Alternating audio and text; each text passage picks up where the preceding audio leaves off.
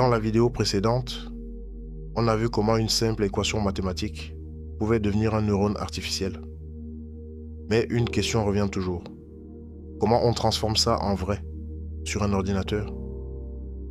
Aujourd'hui, je vais te montrer pourquoi Python est devenu le langage numéro 1 de l'intelligence artificielle. Si tu viens de découvrir cette chaîne, pas de panique. Je te recommande vivement la vidéo précédente sur la régression linéaire et le perceptron.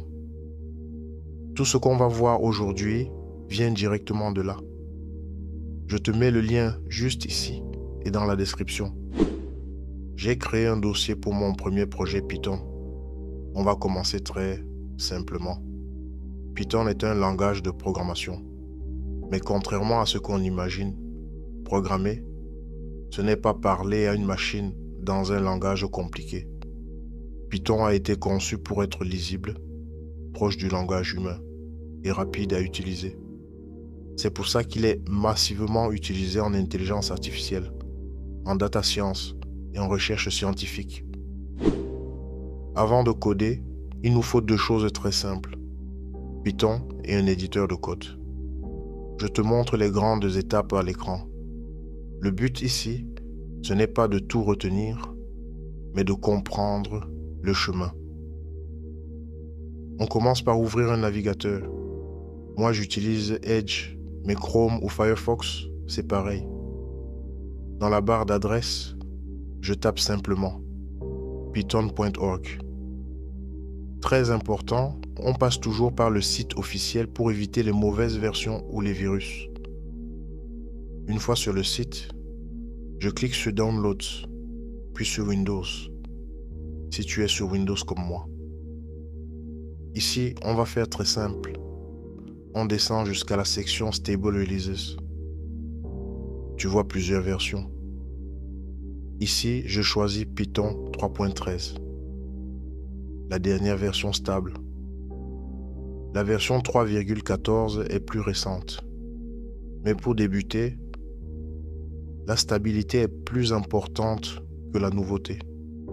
Avant de lancer l'installation, retiens surtout ce point: Add Python to Path.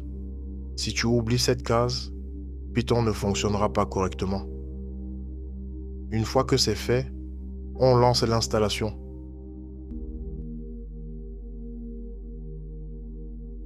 Maintenant, on vérifie que Python fonctionne. J'ouvre l'invite de commande ou PowerShell et je tape simplement Python version. Si tu vois apparaître Python 3.13, c'est bon signe, ton environnement fonctionne. Pour écrire du code proprement, on va utiliser Visual Studio Code, qu'on appelle souvent VS Code. Je vais sur le site officiel code.visualstudio.com. Le site détecte automatiquement ton système. Pour mon cas, je clique sur Download for Windows. En attendant, dites-moi en commentaire si tu es débutant, expérimenté ou curieux. L'installation est classique. Tu peux laisser les options par défaut et continuer. L'objectif ici, c'est simplement d'avoir un outil propre pour écrire du code. Une fois VS Code ouvert, on ajoute une extension très importante. Je vais dans Extensions et je cherche Python. J'installe l'extension Python officielle. C'est celle que je recommande. Elle est fiable, bien maintenue et parfaitement intégrée à VS Code. Si tu es arrivé jusqu'ici, félicitations. Ton environnement est prêt. Ce code n'est pas intéressant en soi. Ce qui compte ici, c'est une seule chose: vérifier que tout fonctionne correctement. On ne code rien de compliqué pour l'instant et c'est volontaire.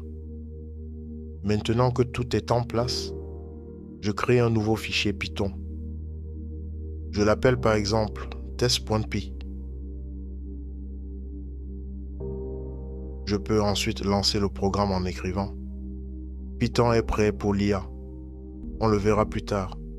Mais le print, c'est une instruction qui dit à Python d'afficher quelque chose à l'écran.